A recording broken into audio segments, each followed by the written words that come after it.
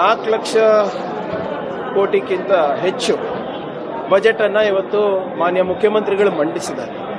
ತಾವು ಸೂಕ್ಷ್ಮವಾಗಿ ಈ ಬಜೆಟನ್ನು ಗಮನಿಸಿದ್ರೆ ಆರ್ಥಿಕ ಸ್ಥಿರತೆಗೋಸ್ಕರ ಮತ್ತು ಆರ್ಥಿಕ ಚಟುವಟಿಕೆಗಳನ್ನು ಹೆಚ್ಚಿಸೋಗೋಸ್ಕರ ಈ ಬಜೆಟನ್ನು ಮಂಡಿಸಿದ್ದೇವೆ. ಇದರಿಂದ ಉದ್ಯೋಗ ಅವಕಾಶಗಳು ಕೂಡ ಹೆಚ್ಚಾಗುತ್ತೆ ಮತ್ತು ನಮ್ಮ ಗ್ರಾಮೀಣ ಪ್ರದೇಶದಲ್ಲಿ ಕೂಡ ಹೆಚ್ಚು ಅಭಿವೃದ್ಧಿ ಆಗಲಿಕ್ಕೆ ಸಾಧ್ಯ ಆಗುತ್ತೆ. ಈಗ ಹಿಂದಿನ ಬಜೆಟ್ನಲ್ಲಿ ನಮಗೆ ಪ್ರಗತಿ ಪಥ, ಕಲ್ಯಾಣ ಪಥ ಅಂತ ಕೊಟ್ಟಿದ್ರು. ಈ ಸರಿ ಕೃಷಿ ಪಥ ಅಂತ ಕೊಟ್ಟಿದ್ದಾರೆ. ನಮ್ಮ ಜಲಮೂಲಗಳನ್ನು ಸಂರಕ್ಷಣೆ ಮಾಡುವಂತಗೋಸ್ಕರ ಬಜೆಟ್ ಕೊಟ್ಟಿದ್ದಾರೆ. ಮತ್ತು IT-BT ವಲಯದಲ್ಲಿ ಉದ್ಯೋಗ ಸೃಷ್ಟಿ ಮಾಡುವಂಥ ಬಜೆಟ್ ಕೊಟ್ಟಿದ್ದಾರೆ.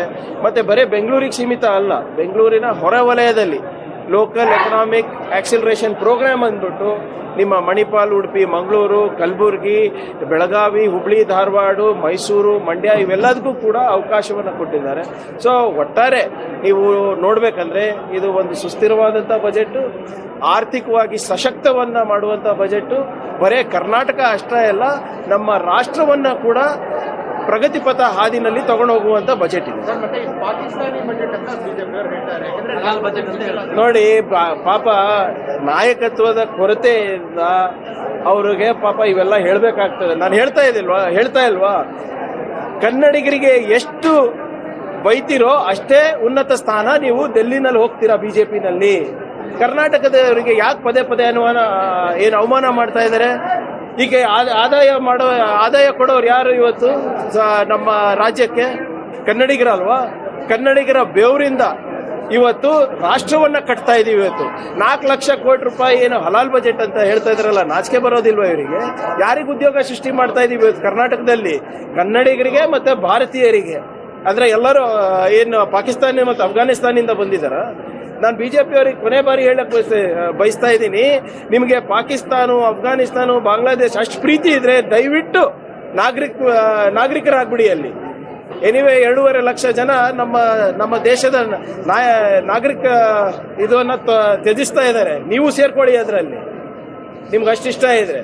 ಇದು ಏನಾಗ್ತಾ ಇದೆ, ಅವರಿಗೆ ಬಜೆಟ್ ಅಂದ್ರೆ ಏನು, ಫೈನಾನ್ಸ್ ಅಂದ್ರೆ ಏನು ಗೊತ್ತಿಲ್ಲ. ಬರೇ ಮೋದಿನಾಮಿಕ್ಸ್ ಗೊತ್ತು. ಏನು ಬರೇ ಸ್ಲೋಗನ್ ಹೊಡೆಯೋದು, ಜೈಕಾರ ಹೇಳೋದು, ಹಿಂದೂ ಮುಸ್ಲಿಂ ಗಲಾಟೆ ಮಾಡಿಸೋದು ಅಷ್ಟೇ ಗೊತ್ತಿದೆ. ಇದು ವ್ಯಾಯ ಏನು, ಕೇಂದ್ರದಿಂದ ಬರಬೇಕಾಗಿರೋ ನಮ್ಮ ಪಾಲೆಷ್ಟು, ತೆರಿಗೆ ಎಲ್ಲಿಂದ ಬರುತ್ತೆ, ಇದೆಲ್ಲ ಗೊತ್ತಾ ಅವರಿಗೆ?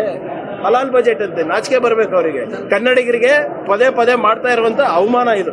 ಸಾಲದ ಪ್ರಮಾಣ ನೋಡಿ, ಎಷ್ಟು ನಮ್ಮ ಬಜೆಟ್ ಗಾತ್ರ ಇಂಪ್ರೂವ್ ಆಗ್ತದೆ ಅಷ್ಟೇ ಪ್ರಮಾಣದಲ್ಲಿ, ಸಣ್ಣ ಪ್ರಮಾಣದಲ್ಲಿ ಸಾಲನೂ ಹೆಚ್ಚಾಗ್ತದೆ. ಈಗ ಹಿಂದಿನ ವರ್ಷ ನನಗೆ ಸರಿಯಾಗಿ ನೆನಪಿದ್ರೆ 120 ಲಕ್ಷ ಕೋಟಿ ರೂಪಾಯಿ ಕೇಂದ್ರ ಸರ್ಕಾರ ಸಾಲ ಮಾಡಿರೋದು. ಎಲ್ಲ ರಾಜ್ಯ ಸರ್ಕಾರ ಸಾಲ ಮಾಡ್ತಾ ಇದ್ದಾರೆ.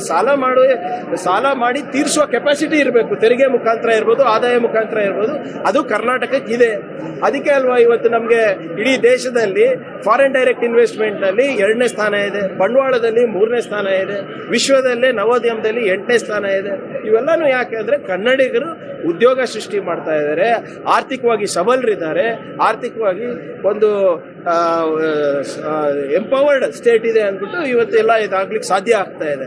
ಆದರೆ BJP ಅವ್ರು ಮಾಡಿದ ಥರ ನಾವು ಮಾಡ್ತಾ ಇಲ್ಲ. ಹಾಸಿಗೆ ಎಷ್ಟಿದೆ ಅಷ್ಟೇ ಕಾಲು ಚಾಚ್ತಾ ಇರುತ್ತೆ.